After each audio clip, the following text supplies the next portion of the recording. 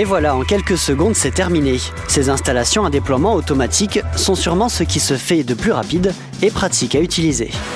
C'est vraiment quelque chose de très très simple qui permet de mettre en place des pôles d'animation, des animations dans les surfaces de vente très rapidement. Voilà, on a un produit qui a un encombrement très faible pour le transport et une surface de communication et un volume qui ont un bon impact sur les endroits où ils sont mis en place.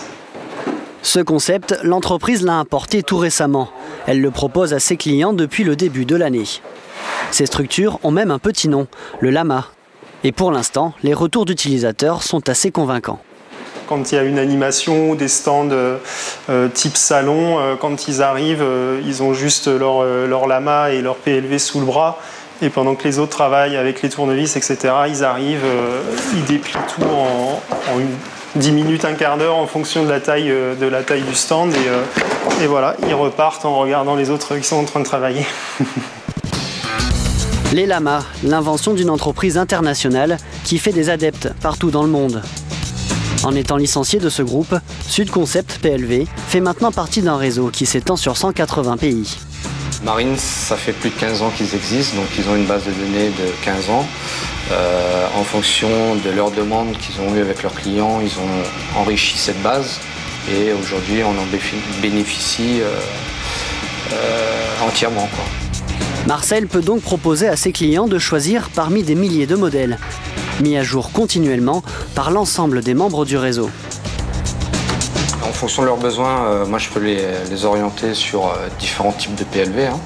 Dans le cas d'un concessionnaire qui veut communiquer autour d'une voiture, ça peut être une arche, ça peut être un simple totem, ça peut être des petits présentoirs pour flyers, des trucs comme ça. Donc là, en fonction de ça, le client, lui, choisira ce qu'il veut, sur quoi communiquer, en fait. Une fois le modèle validé, le processus peut commencer. C'est David qui prend le relais. Il est chargé d'adapter le visuel de l'annonceur au modèle choisi et de créer le fichier sur lequel va se baser l'atelier de production. Je prépare pour que tout soit simple et fonctionnel pour la production en bas. Donc je prépare les tracés, je les amalgame, je fais en sorte que tout soit bien posé, je fais correspondre les visuels avec ces tracés-là. De temps en temps, il y a aussi des créations de visuels pour des clients qui n'ont pas de visuel spécifique ou d'agence spécifique. Voilà. Donc il est transféré du RIP à la machine. Donc on va le mettre en format pour l'imprimer. Stéphane est chargé de la production à proprement parler. Il a été embauché récemment, en grande partie pour répondre à la demande espérée par les commandes de Lama. Et il a la chance de travailler avec du matériel particulièrement performant.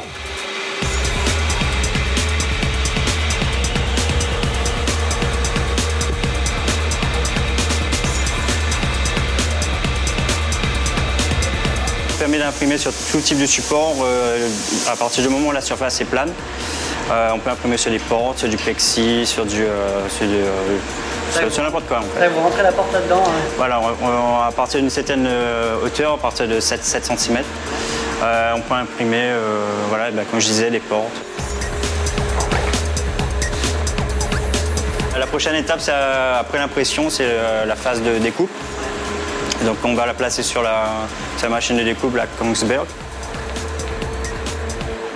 On a besoin d'un pliage, on fait du rainage. On peut fraiser, mais pour ça il faut mettre un tapis avec une épaisseur plus haute. Et on peut faire là, comme là, de la découpe. À partir du moment où on donne un fichier de découpe, une forme de découpe, la machine elle reproduit exactement à l'identique et au millimètre près. Donc là, les deux petits points que j'ai pré-placés, c'est pour placer le pointeur.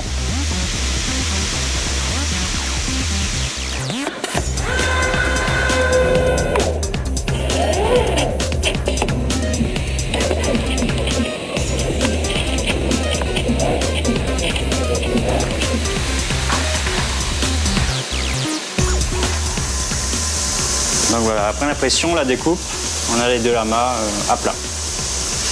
Il suffit juste de les monter. Le système est plutôt simple là encore. Quelques élastiques bien placés et la structure sera prête à être déployée. L'idée est brevetée et l'entreprise en a obtenu l'exclusivité dans l'île.